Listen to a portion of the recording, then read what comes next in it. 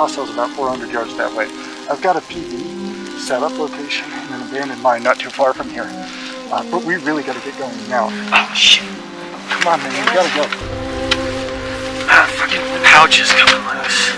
Fucking escort's gonna get bored. If this fucking comes off, my kit comes apart.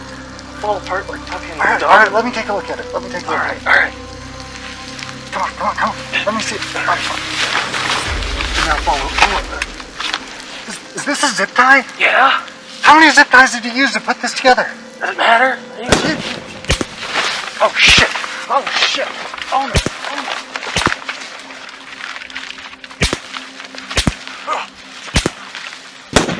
Okay, I think maybe we need to discuss how to set up your gear.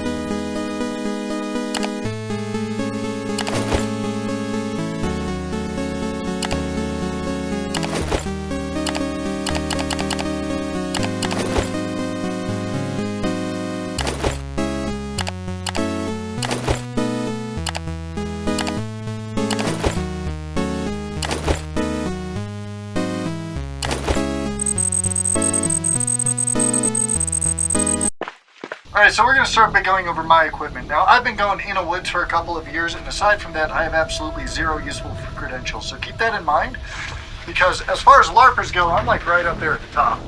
I'm top of the leaderboard in the Discord server. So, I've built my gear off of a USGI H-harness. That is an H-harness that's high on the chest, so it's very good for supporting a large amount of weight up high while retaining sort of a lighter sustainment load.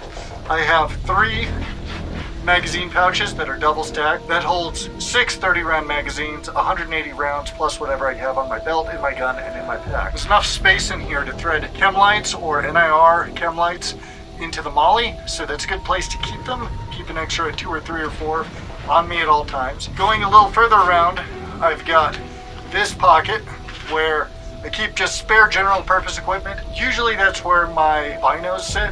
It's just, you need binos. If you're going to go out in the woods, you're going to need to see things from far away, and ideally, you don't want to point a rifle at it. And while your rifle scope may be your best piece of glass, you also want to be able to have a broad field of view when you're looking at stuff. I also keep my Geiger counter in there. It's a radio code Geiger counter. You can see that in one of my YouTube shorts linked up there probably. So we're going around the back. Over here is where I keep a standard canteen. You want to have at least 2 liters of water on you when you're going out to do dumb shit in the woods. I learned that the hard way. I also keep an extra roll of electrical tape, just in case you need to tape crap together. I've used this more times than I probably should have needed to. Going back around, I have a medical kit. I'm going to do a full breakdown of my medical kit in the future, so if you're watching this from the future, look for a little pinned link somewhere. That will be a link to the medical kit breakdown. The reason it's so big is because it's not just for me, it's for me and my idiot friends who don't bring medical kits. So this needs to be enough to take care of 2 people. That's why it's one of the big ones. It's like a car kit, but on the back. And that's what's nice about an H-harness, is it gives you the space to put something right in the middle on the back that you can use. This is the Mesh-tastic device. So we hook our phones up to these when we're in the field. This allows us to broadcast encrypted messages, and it also links up to ATAC so that you can see where other people are and you can communicate through the ATAC system. These are absolutely invaluable pieces of equipment. I highly recommend them. If you're interested in getting into Mesh-tastic, they have a Discord server. Take a look for them. There's also a bunch of YouTube videos on how to use it.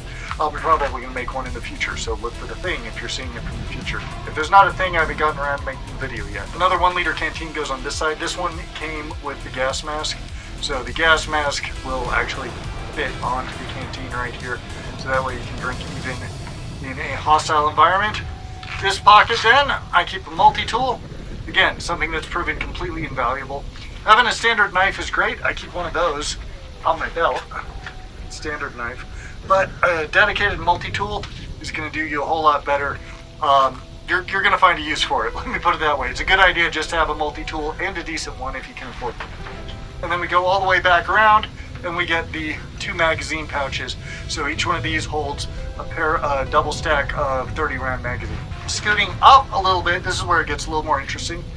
This is where the cell phone goes. So the cell phone fits in this pocket. I keep the phone in there to link up to the Meshtastic system. I keep it in there to use ATAC for mapping. And Meshtastic now allows you to link by hardline from the radio to the phone. So if you want, you can do a hardline link and you don't have any Bluetooth signature. You're only broadcasting when your Meshtastic device broadcasts, and you can set that to be as often or as infrequent as you want and use encrypted channels. So that's how we communicate when we're out in the woods. Mesh networks are just really good for this. Flashlight. Always just have an extra flashlight. Having a little guy just on you at all times, very useful. Just in case you need everybody in the area to know exactly where you are, strobe mode. And then, this is why I really pack it up this way. So, on the back, this is basically just a sustainment pouch that I've looped with paracord and with the MOLLE attachment to the back. This forms an impromptu backpack that I can put a jacket in, I can put food in, I can put extra water and munitions in, battery pack, that kind of thing. Having an extra backpack on this prevents me from wearing it with an assault pack. With an enormous medical pack right here, I don't really have space for an assault pack anyway. So the idea behind setting my gear up this way is I want to be able to hop out of a vehicle, toss my gear on and just go. It does slow me down a little bit if I'm hiking in with a big pack, because to hike in with a big pack, I remove the sustainment pack here, and I remove the medical pack and attach them to my big backpack. I have to reassemble this with the MOLLE attachments once I get to my destination. It's very good for setting up like a PB, a patrol base, but it takes a little bit longer to don and doff when you're actually out in the field. But the advantage though is that if you're looking at less than a 3 to 5 mile hike, if you're not looking at staying the night somewhere, you can toss this whole thing just in the back of a truck and you can go. In the region where I live, any combat that's likely to happen is going to look more like the Syrian Civil War or the Toyota Wars, the Toyota Helixes flying around, trying to conquer different highways, that kind of thing. With that in mind, you want something that you can enter and leave vehicles with very quickly and easily. And I have one more little thing on here that I just really like. So here's the whole kit. I quite like having just something extra to attach stuff to. This is a light little plastic carabiner with a set of... Go round, and it go round. It's just a pair of plastic carabiners with basically a foliage strap between them from like a boonie hat. And as long as they're attached together, I can just hang stuff from here. It's very useful for just tossing stuff in there when you need it. You can thread chem lights on here.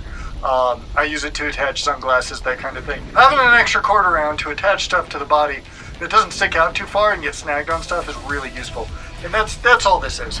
It's designed to fit together with a belt. So you also wear a battle belt with a setup like this, which is not cheap. In general, I found this to be very adaptable, especially to tight places out in the woods, because if you get into a doorway or you get into a tight spot, you can actually just pull the whole thing off all at once, toss it through the door, and then slip in. When you're dealing with tight spaces, which we are a lot out in the woods doing LARPerator bullshit. There's a lot of abandoned buildings with weird tight spots in them, half-collapsed mines, that sort of thing that you gotta look out for. And having something that you can just toss off, toss through a hole, and toss back on without having to worry about your assault pack or anything, it's a lot easier.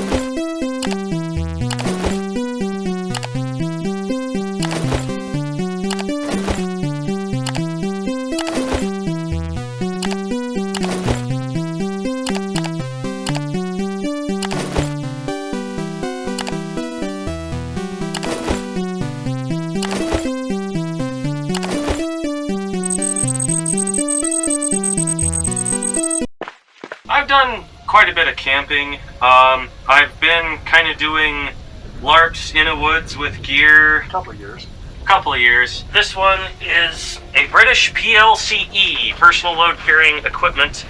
belt kit setup. So to start, it's stock PLCE, a lot of the main structural components of the kit. You got a yoke right here. It's a 6-point yoke. It attaches in 2 places at the mag pouches.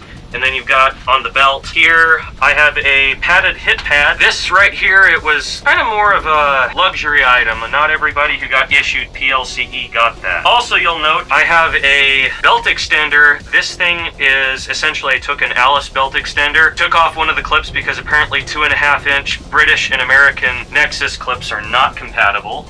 I use this because that helps this kit fit onto winter gear. That is cold.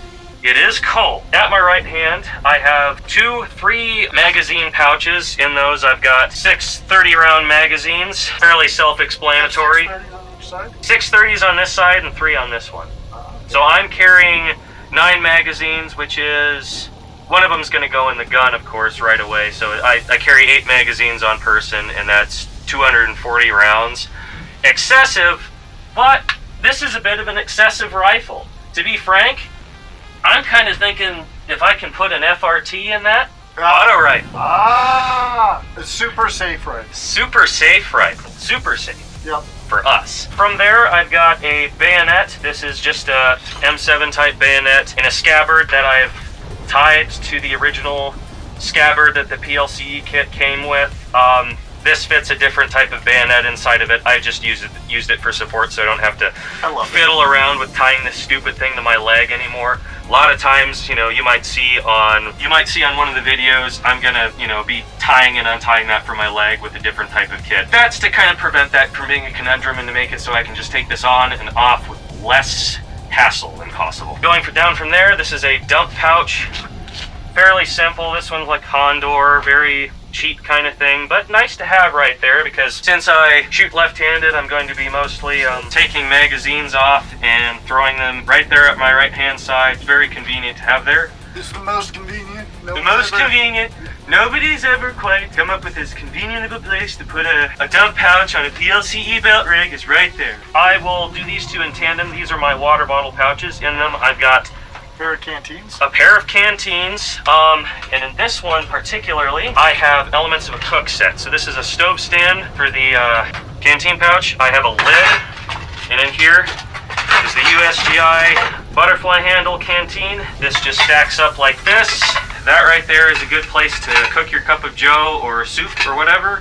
Also in these, there's flaps in the lid. You can put tea or water purification tablets in these lid flaps. Okay, and that's clever. I also, in this one, I put a P38 can opener. In here, I have a couple of my admin items. These would transfer to whatever uniform blouse or anything I'm wearing like that, and I put food in here. I have kind of a little Helicon Tex Polish Woodland map pouch that has my compass. It's got my Sharpies, all my writing stuff, anything for that. There's a notebook that I throw in there. Also have a little titanium spork, pretty useful for out in the field. I also keep binoculars in here, as well as some hygiene supplies included there. Here's some green tea, hand wipes, and as well as these are the other end wipes.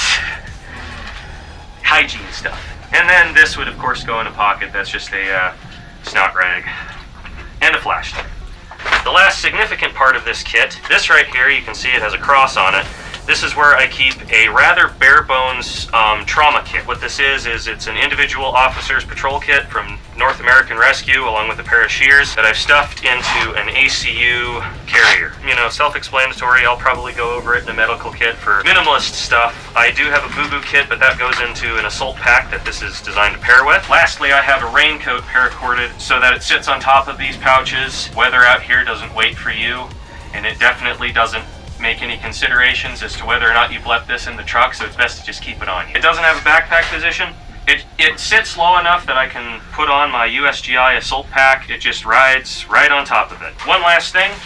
On here is a Molly flashbang pouch. In that, I keep a Baofeng UV5R, widespread piece of technology. I can also put other communication options into that pouch. I have a Mesh-tastic device, but I keep that on my helmet.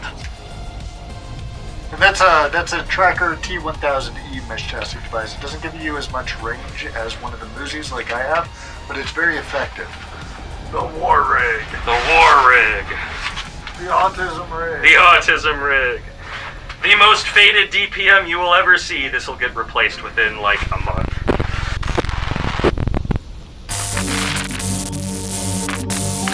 Greetings from the Holoform Vault, your friends from the Kai timeline. Today we will be reviewing an entry from the Yellow Codex, the halting one. The halting one is among the foundational symbolic keys to creation. It takes the form of a holographic sphere that exists always at infinite distance from the observer.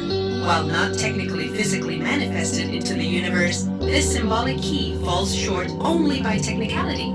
The halting one is capable of absorbing and reflecting all that approach it.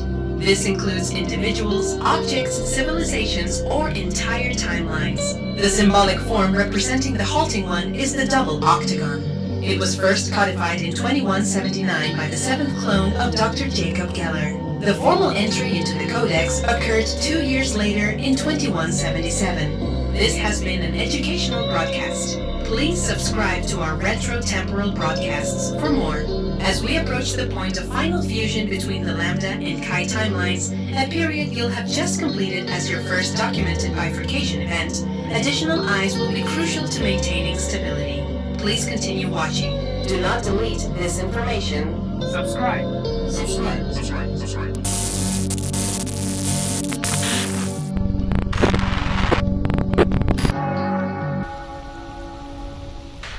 I have another one that's literally on its way. Did I? Oh, they're on the floor. Very tiny binos. These Those are. are minimalist. Those are even more minimalist than mine. Yep. Easy to put Although in a they're pocket. also Bushnells. Bushnells is a pretty Yep. consistent brand. But yeah, I mean, like, when it comes to binos, that's one of the things that you gotta worry about is how small. How small do you want to fit on your pack and still find them usable? Yep. Because you have people being like, oh, I got this in my pack and that in my pack. And one of the most important things, if you're going to go LARPerating in the fucking woods, is you need to be aware that you're not on a flat fucking range. And so, whether or not something sticks out or can get snagged becomes very important. Yep. Now this didn't happen during a LARP. This happened during a camping trip when I had this. This isn't the same binos I had during the last LARP. These are the smaller pair that. Okay. Which bottle was it? It was. Oh. So in terms of stylistically, I think one of the most important things that people need to consider when they are putting together a kit is whether they want a separate belt or not. Because I roll a separate belt. So you can see here, I've got a belt, I've got mags on this side, I got mags on that side. You actually carry a few more mags than I do. Yep. But Tons. they're all in the same. Oh no! So I've got 9. You've got Yeah, 9. I got. And if we add 1 in the rifle, we show up with 1 in the rifle. Yeah. 10. So, but 3 of mine are 20 rounds. So you've got 30 rounds on it. Yeah. And I also carry a separate belt. The advantage of having a separate belt is I can like set down my rifle and not be unarmed. I can take all my gear off and leave it somewhere to try and crawl into a hole, and still be somewhat armed. Whereas having everything in a big rig, I really like it. I mean, I built my stuff that way, but it's a lot harder to fit into tight spaces with something if you have a big rig. Yeah, I was just thinking the stuff on your rig. Yeah, you have more on your belt than, and you have a sidearm, which it is a disadvantage not having There's a discussion. There's a discussion on sidearms. I'm not carrying one with mine.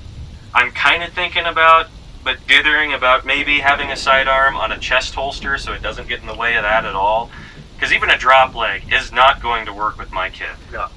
Honestly, I think sidearms are overrated. So there's 2 advantages to doing LARPy shit with a sidearm. One of them is that you can leave your main arm somewhere because it doesn't fit in a hole, or you're having trouble dealing with it, or you're just going to go take a piss by the river, and you're not unarmed. Now, you're not heavily armed. You don't have a rifle with you. You have like a 9mm or maybe a 10mm if you're aggressively spicy. But the point of a sidearm is to be light, right? Mm. So the advantage of a sidearm is that I can take off my pack and I can put my rifle down and still be armed while screwing around in the PB or at the FOB and doing stuff, collecting water, that kind of thing. The disadvantage is that sidearm's kind of a pain in the ass to carry around. It really is a pain in the ass to carry around. If you have a sufficiently light rifle, which this is, so my rifle is explicitly designed to be as light and portable as I can. It doesn't even have backup irons. Like, that's how far I went with this. I might put backup irons on it at some point, but I really went far trying to lighten up and make the rifle as compact as possible. So if you're running a rifle like this, there's not that much of a reason to carry a sidearm. I just do because I wasn't always running a rifle like this, and I originally built my kit out for more of a DMR kind of role. But those things are fucking heavy, and I don't want to go hiking with a 308 with a 20-inch barrel. It sucks. So I built out a light rifle, and now I just have a carryover firearm from back when I was sidearm from back when I did that. But it is, in an urban environment, it's nice to be able to have a sidearm and a main arm and be able to lighten your kit and lighten your kit and lighten your kit until it'll fit under a big hoodie. Mm-hmm. And once it fits under a big hoodie, yeah, you're kind of stuck with just your sidearm. So that's the trade-off on a sidearm. Anyway, back to the original point, though. One of the first things somebody should decide is if they want to do a belt kit. So a kit based around having a battle belt that you can put under stuff, under a hoodie, under a jacket, or if you want a primary fighting kit, in which case you're looking at something that goes kind of over top of everything, like the an Alice PLCE or Alice. the PLCE, yeah. So anyway, that's really where you should start, in my opinion. Is belt or no belt? Yeah, and also I have chest rigs and stuff. To me, it's like they just fulfill different purposes. Not here, but I've got Chicom chest rigs that can fit AR-15 mags. I got one of the Commando Store shortened ones. Yeah, and I'm just gonna be. I took off the wooden toggles. I haven't yet put the buckles on, but yay, learning how to sew. And 1,500 feet of nylon upholstery thread. We could probably do a video on kit repair and or just. Well, baking. you could. I could. Yeah, I guess I could. Yeah, it's sort of your thing. Yeah, I did re-sew that little belt extender. Yeah, this guy's the dyeing expert, by the way. Yeah. He's dyed more times than I have. Yeah, sometimes it makes your heart die a little inside. You probably saw the failing dye video with this UCP stuff. What fixed it was fix it. RIT dye. RIT's Dye More Synthetics. What this is a mixture of, and I think it turned out a little red. I love it, dude. It's so drippy. But it's 2 parts of their sandstone, I think it's called. It was, yeah, 2 parts of that and 1 part of their chocolate brown. Ooh. And I guess it was, I'll remember the cup ratios because I kind of went with the RIT has a chart on their website of different colors, and this is tobacco. This is the color tobacco. Oh. The exact mixture, basically, of that. Now, what I'd do is, if I did this again, I'd add just a little bit of gray to try to make it not as, like, red, and make it a little more... I don't know. I like it. I don't want it changed. I'll figure out. Maybe I'll just do... if I do any more, I'll probably do the exact same color, but there's probably... You could probably go through and do this. People do apple green and peacock green, I think, is the Dye More Synthetics version of that. They do apple green a lot, but we live in a more arid area, so this is a little better. Realistically, I'm serious about this. The best camouflage out here is multicam. Mm-hmm. We are in part of the country where multicam is just, it works. It works so well for where we live. If you're out in like Appalachia in the spring, multicam kind of shows up. You're out here in the middle of summer, spring, late autumn, it's multicam. Mm-hmm. It's such a good general purpose camouflage for this area. Like, real tree will always do a bit better, but not much. Yeah. You're stubborn, and you want to do your own thing. Yeah, I've got, so, especially in the more forested areas, regular fleck tarn or woodland does fairly well. Tropin tarn, I got this for shiggles and gits. I'm going to be honest, this isn't the most effective camo for out here. Neither is black. I like it. I like Tropin tarn. Like, it has, I suppose if you were out on a salt flat or something, this would do fine. But I'd look at the fleck tarn as being a little more realistic. Or fleck tarn's a little bit too dark if you're not. If you're not in the trees, but if you're in the trees, because we're more in the trees here, this, and then I do have a pair of ABU trousers, that cool digital tiger stripe that I did dye the same as this. It didn't turn out quite as well because I dyed it after I dyed something else in the same bath, so that has weakened the dye. But I like it. I'm gonna try it out. I gotta re-sew a button on there because it is pretty beat up when I got it. Still serviceable, but little tears and stuff and buttons. Yeah. Yeah, no, getting the right camouflage for where you are is important.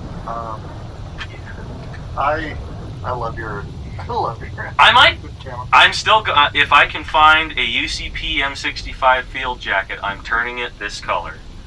All right. And that Do it. I would wear that a lot. That would be awesome. My current recommendation, though, unless you can get some actual legit like military fatigues, don't buy the high-tech fatigues. They're trash, absolute garbage. You need fatigues that fit you if you're going to do pants. And the military standard is actually really good because the buttons don't screw with your like zippers will dig into your leg if they're under a holster or something or under your belt, but the buttons are much better for that. So you want don't if you're gonna get fatigues, get the right kind, okay? And the only ones I've ever encountered that aren't trash are like the legit military ones. Yeah. If you don't have fatigues, a lot of people don't, buy a pair of green or brown Carhartts, depending on where you are. Yeah. Or, I usually either wear Wrangler cargo pants, or these are actually, I like the cut on these. These are Rothco, which is kind of cheaper. These I got secondhand. They're BDU cut. If you can get surplus BDU pants, I love the cut of these.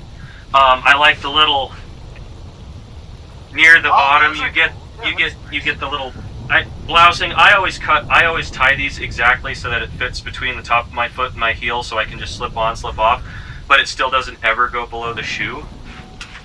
Yeah, I like BDU cut, huh? Yeah, I got his boots. I'm not wearing the boots anymore. Bandit over here wearing tennis shoes into the zone. Hey, I like my yeah, I canvas waxed these. They'll do fine. Well, that's good. They'll do fine. Like I said, he knows depending. more about actually building kit. Let's see. Sewing stuff. I do. All right. So when it comes to doing like your chest rigs and whatnot, you're really one of the things that you need to focus on is you're not on a flat range. You see people on flat ranges with like double, triple, quadruple stacked front mags on there, and that's not going to work. Okay, even if you're in a flat area and you got to hit the deck, you got to be able to get pretty close to the deck to hit it. That's wonderful. Alright, well, if I put on my kit, you'll see it's very flat on the front. Yes. Well, you don't have to put it on. Just Yeah, like the PLCE rig, at least especially with the belt extender, like all my stuff is off to the sides. Like, even if it fit a little closer on me, it'd still be like right there. You can go prone very easy. You can get yourself down, which means that you're not catching the bullets. If they shoot my canteen pouch, I don't care as much as if they shoot me. So yeah. I figure it's best to just get as low as you can. Yeah, and that's and even on a flat range, you got to hit the deck. But depending on what you're doing, I mean, we see these videos out of Ukraine where people are climbing through holes in buildings and shit. There's a distinct advantage to having a kit that's small enough or easy enough to don and doff that you can get it into tight places. Especially if you're going to go do INAWOODS bullshit. There's a lot of locked doors you got to like wiggle your way through, and it's really hard to do that in a full kit. I think I broke a magazine pouch when I was trying to squeeze through a broken garage door a little while ago. I think that video just came out. Yeah, and for like, if we were going into a building, I'd definitely choose the Chicom rig over that thing. Plus, the Chicom rig, I get a baggy enough hoodie, that thing fits right under it. That's a good thing, yeah.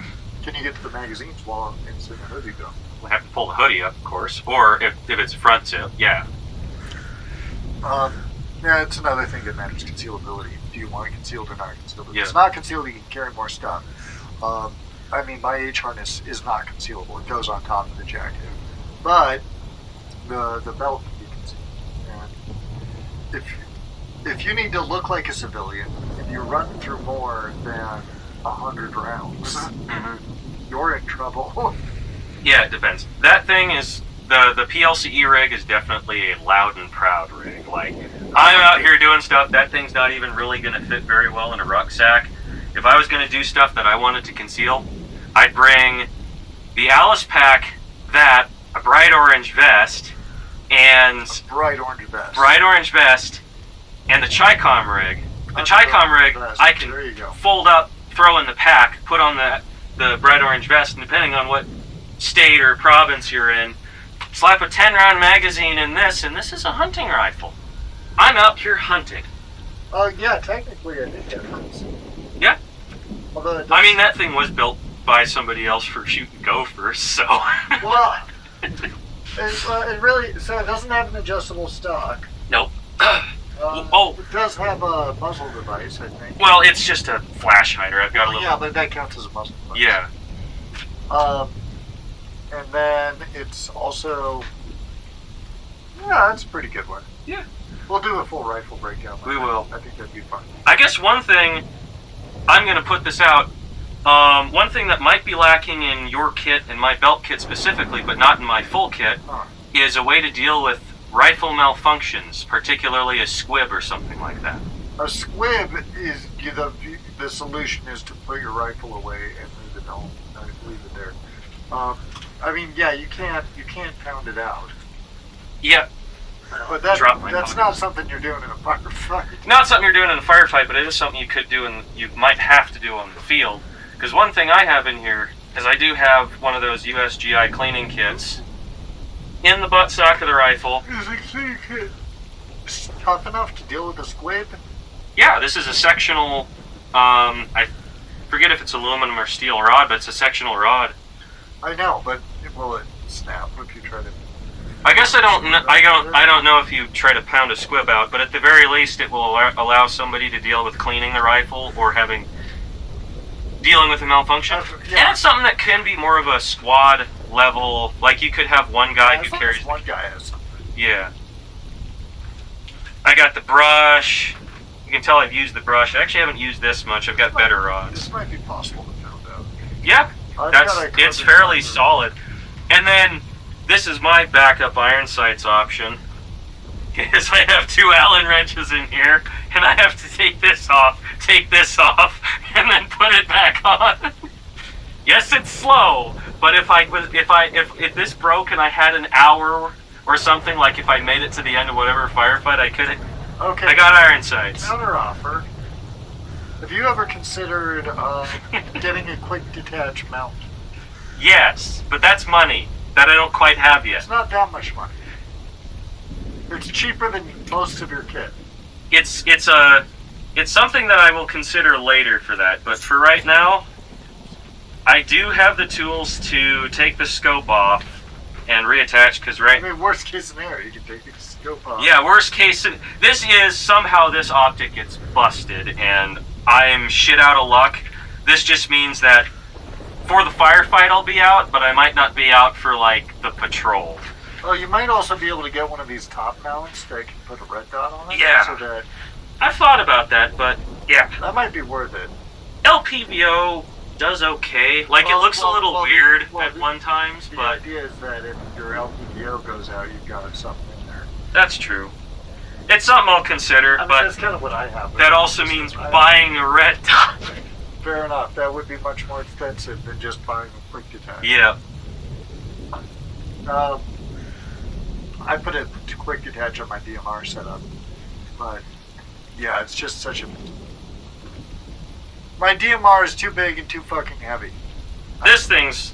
One of the things that you need to keep in mind if you're going to go and hike 5 or 10 miles with your rifle is that it gets fucking heavy. Is that you're going to go and hike 5 or 10 miles with the rifle, which I will say this is a bit of a heavier rifle. I was you got a heavy one too. I like it. Oh. I mean, especially if I get a better trigger on it, which the trigger on it's fairly decent, so I'm kind of at loath to actually replace it, because it's a Geissele trigger. Uh-huh. two-state, like it's got an uptake and everything. I do have one of those stupid shocker triggers, the fucking double paintball triggers. I gotta put that. I have one of those. I need to cut out a block of wood so I don't fucking bust part of the receiver trying to get that on. But it's an option. It's gimmicky and it's probably going to be ineffective, but FRTs.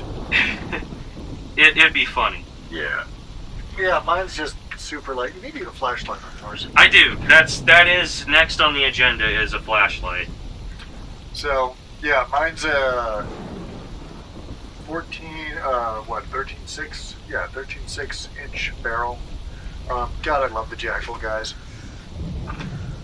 I love the Jackal. We'll need to do a full rifle breakdown later. Yeah, we will. We're doing chest rig stuff right now in vodka. We're autists. We fucking. My sling job is so fucking redneck. It works. It works. It works. All right, this is an important lesson.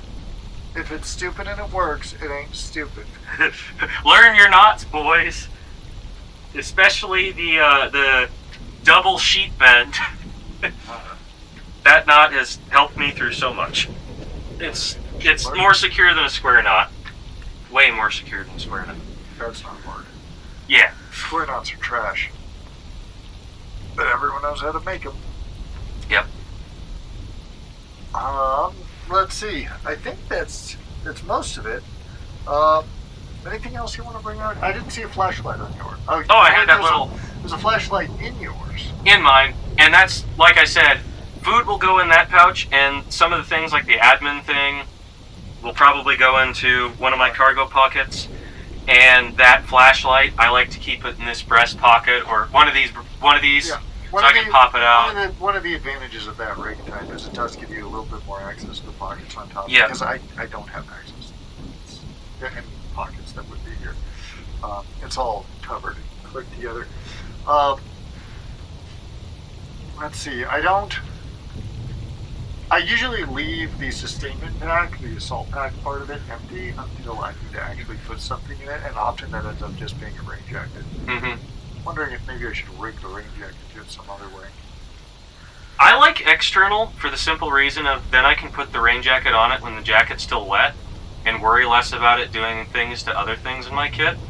That's the only reason why I just fucking tie it to the outside. I've been thinking about getting a strap or something for that because there's like webbing that you can get or you can make that with the tri-glider stuff. It's a little nicer, but I might be able to get like a compression bag for my rain jacket. yeah, you could do something like that and just figure out a way to get the compression bag on. Well, the other thing that you have that I don't and probably should, although I'll counter that you don't and probably should. Where do you put your phone? My phone is in my... A cell phone. So, again, this is something we should do a video on, but I do not recommend that your INAWOODS combat phone also be your cell phone. You can just get a second phone. It is not cheap, but spare electronics have a place. I'll have to definitely investigate because I do have older cell phones that I could probably use for this purpose. To be honest, I just keep the phone in the exact place that I keep the phone every other time, which this is a difficult place to get to when I have the belt kit on. I can get to it though. I can get to my side pockets with the belt kit on. I just have it in the side pocket of the trousers. I recommend it. So you'll notice Something that I don't changing. have a spot for a bow phone radio. And that's because I don't see it as being necessary outside of a couple of very specific circumstances. If you're basically a bow phone is necessary when you are doing immediate tactical stuff and having a live voice communication with somebody is necessary. And also you're not going to be hit by artillery or detected by a drone or the local PD if you're using it. Yeah. Although, depending on exactly what the situation is. Well, I mean, you can run on a civ band, but the Yeah. point stands. Like, if you're broadcasting, everybody's going to hear you. Yeah. And that's why I like the mesh-tastic system. So I don't tend... The way I think of it is that a bow phone or a radio comms device is a good idea for something to have at your tactical operations center or your FOB talk. Mm-hmm. but it's probably not a good thing for individuals to carry, because all they can do is hit that button once, and everybody in 6 miles knows where they are. And if you need help immediately right now and the person's around a corner, yell at them. If you need something low grade, this is something we've been talking about, so if you guys got tips, let us know. If you need something that transmits locally only and encrypted, wouldn't it make more sense to run that over Bluetooth or run that over like Wi-Fi, or use the Wi-Fi antenna on the phone in order to do a local transmission so that you can have live communication with somebody, rather than doing it with something that broadcasts like a bow phone? Because outside of like really dedicated military application, you're not going to have artillery dropping on every single Bluetooth signal that pops up. So if you want like a live audio feed within 50 yards, something like Wi-Fi or Bluetooth might be a better way to go. Bluetooth's a little narrower, but if you're like clearing a building, that might be the correct tool to use, so as to be able to operate on those frequencies. And if you're not clearing a building and you're doing more sort of strategic stuff, this is where we're going, this is when we'll be there, this is where we are now. Meshtastic does that very, very well. Yeah, I do like Meshtastic and a lot of its applications. To be honest, the main reason why that's right where it is because then I can put a communications device on the rig. Right now, I have a flashbang pouch. I don't have a pouch that will fit my phone very well, unless I want to try to rig up one of my double mag pouches to that. You can get a phone pouch for like, and that's something I'll do. And if I put the phone pouch on it, I might just yank the radio off, put the phone pouch in the exact same place I've got the radio. The other reason I place the phone pouch right here is so that I can hear the alerts. So I can turn down the volume on them, and I don't have to have like earpieces or anything. Cause that's the same reason why I got the radio right. So you just keep it nice and quiet, and then it'll chirp at you or whatever. Yeah. You can deal with it. Make it sound like an animal chirp. You'll know, but maybe not everybody else will. Yeah. But maybe they will. Maybe they'll just know. Maybe they'll just know. So yeah, in terms of communications, there's clearly a place for bow phone radios, as we saw in South Carolina. But if you're broadcasting a bow phone, you are broadcasting those affiliate bands. Expect to be expected is a good way to put it. Yeah, and I'm thinking of that as more of like a LARPer thing. Like, we're never anywhere that's illegal, or never anywhere that's illegal. YouTube, we have never gone anywhere. We've never gone anywhere that we're not supposed to. That we wouldn't. We've never gone anywhere we're not supposed to. We've always been supposed to be every place we've ever gone. It's not a big deal to me to just be broadcasting, because I have a couple of the civilian bands just pre-programmed onto that radio, so that I can just, if we want to just talk on that, we can use that. Of course, it's a good idea to have the kind of more secure cell phone or Bluetooth thing set up. Well, Bluetooth isn't really secure, but yeah. It's harder for people to tap into. Like, with that, you just select the channel. You're analog. Yeah, you're analog. But it might be reliable, or you might be with a group that doesn't fuck with the digital stuff, and they only have something like that. Those are very common. Listening to NOAA broadcast while you're out in the field is a vibe. Mm-hmm. So, there's things to be said. I'm absolutely not opposed to pulling that pouch off and putting a cell phone right exactly where that Baofeng radio is. Yeah.